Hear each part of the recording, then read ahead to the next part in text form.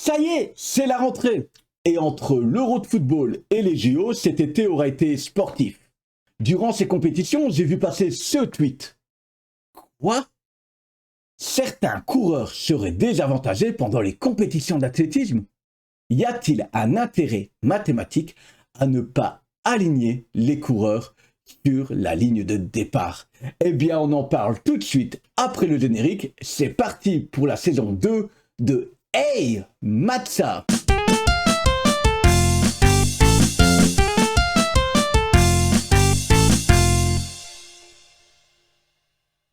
Salut les petits matheux, salut les grands matheux, salut les non-matheux. Cette nouvelle saison de Hey Matin commence avec une question que vous vous êtes déjà peut-être posée en regardant les courses d'athlétisme à la télévision. Pourquoi les coureurs ne commencent-ils pas toujours alignés sur la ligne de départ et arrivent pourtant alignés sur la ligne d'arrivée?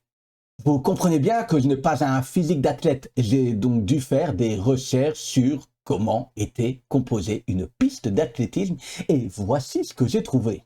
Une piste d'athlétisme standard est une surface plane oblongue composée de deux lignes droites et de deux demi-cercles dont le périmètre intérieur est de 400 mètres.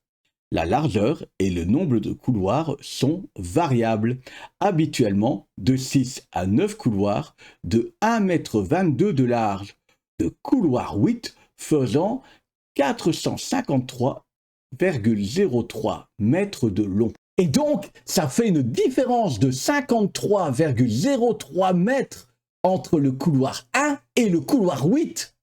Comment expliquer une telle différence? Eh bien, c'est assez simple. Et pour faciliter notre compréhension, nous allons imaginer que la piste d'athlétisme est parfaitement circulaire et que lors d'une course, nos athlètes se déplacent sur la circonférence de ce cercle. Mais le souci, c'est que chaque coureur ne se déplace pas sur le même cercle. Et ça peut fortement avantager un des coureurs. Imaginons une course entre 3 coureurs. Ces coureurs se déplacent donc sur la circonférence de 3 cercles différents, mais pourtant concentriques, c'est-à-dire qu'ils possèdent le même centre. Notre premier coureur se déplace sur un cercle qui aura pour rayon 1 mètre. Notre deuxième coureur se déplacera sur un cercle qui aura pour rayon 2 mètres.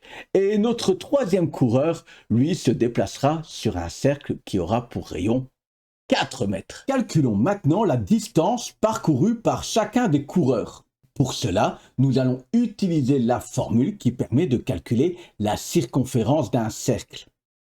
Cette formule dit que pour calculer la circonférence d'un cercle, on utilise la formule 2 fois pi fois le rayon du cercle.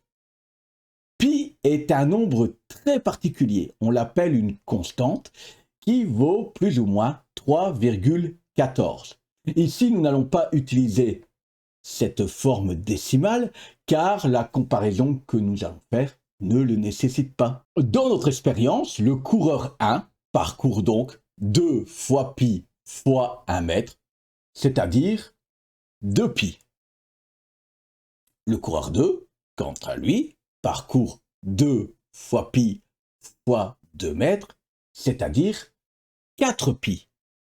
Et enfin, le coureur 3, lui, parcourt 2 fois pi fois 4 mètres, c'est-à-dire 8 pi. En étant donc dans le couloir intérieur, le coureur 1 parcourt une distance 2 fois plus petite que le coureur 2 et 4 fois plus petite que le coureur 3.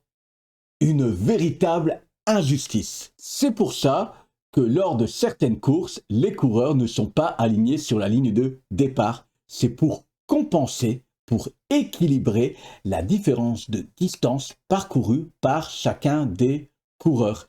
Cette différence de distance peut quelquefois dépasser les 50 mètres.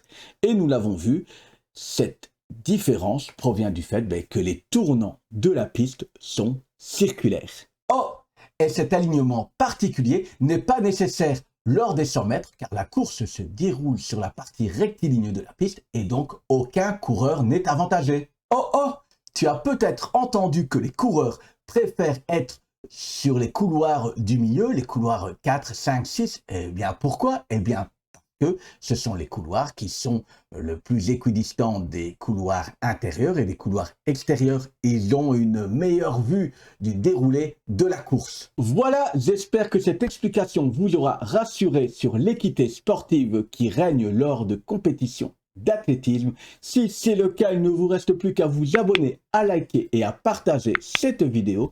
Et si vous voulez plus de contenu pédagogique, rendez-vous sur enseignons.be, la plateforme partenaire de la chaîne.